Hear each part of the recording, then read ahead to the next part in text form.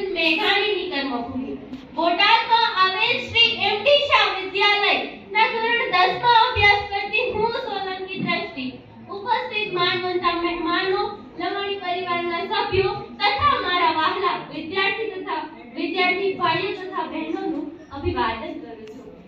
હે જીવે હે કટુક સ્નેહે મધુરમ કિમનો ભાષને મધુરમ વત કલ્યાણી લોકયમ મધુર પ્રિય.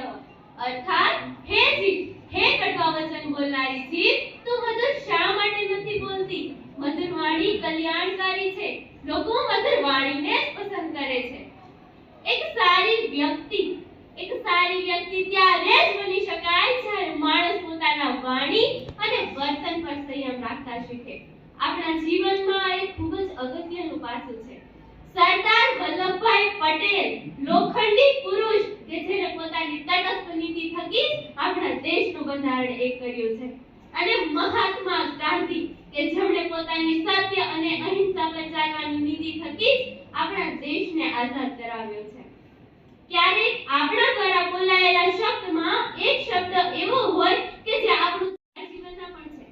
મને યાદ છે જ્યારે હું ધોરણ 8 માં અભ્યાસ કરતી હતી અને મારે ઓછા ગુણ આવ્યા હતા, ત્યારથી મારા વિચારોએ વધારે દ્રઢ મનોબળવાળા બન્યા, અને ધોરણ 9 માં હું સારા ગુણ સાથે પાસ તો થઈ જ, સાથે સાથે મારી સારી વાણી, સારા વર્તન અને સારા વિચારોને કારણે મારી શાળામાં મને શ્રેષ્ઠ વિદ્યાર્થીનું પણ સ્થાન પ્રાપ્ત થયું.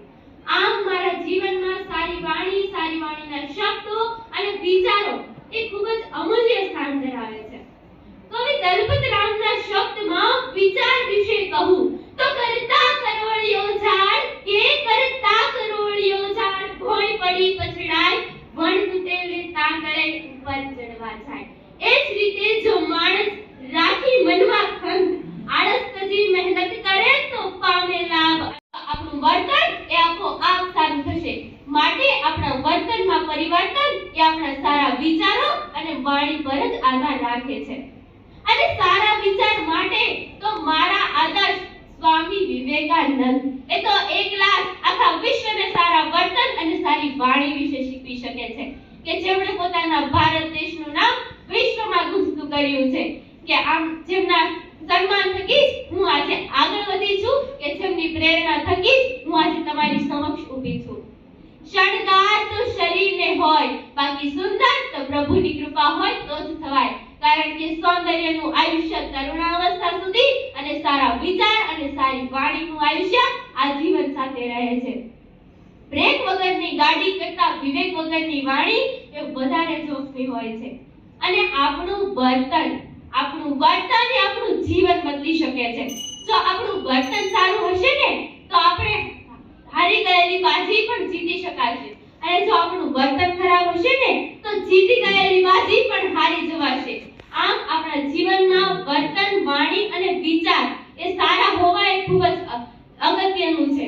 અંતમાં હું બસ એટલું જ કહીશ કે લવાણી પરિવારના મોભી શ્રી લાભુબહેન અમેરિકા સ્થાયી હોવા છતાં માદરે વિદ્યાર્થીઓના વતનના વિદ્યાર્થીઓની ચિંતા કરે છે.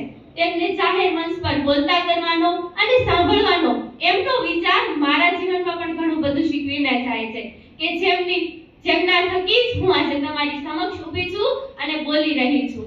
કે છું એક મુસાફર નિર્ભય થઈ હું સાત સવાર ચાલું છું, બુદ્ધિનું ગજું શું રોકે મને અંતરના ઈશારે ચાલું છું. થાકીને લોથ થયો છું, પણ ક્યારેય નથી બેઠો રૂસવા.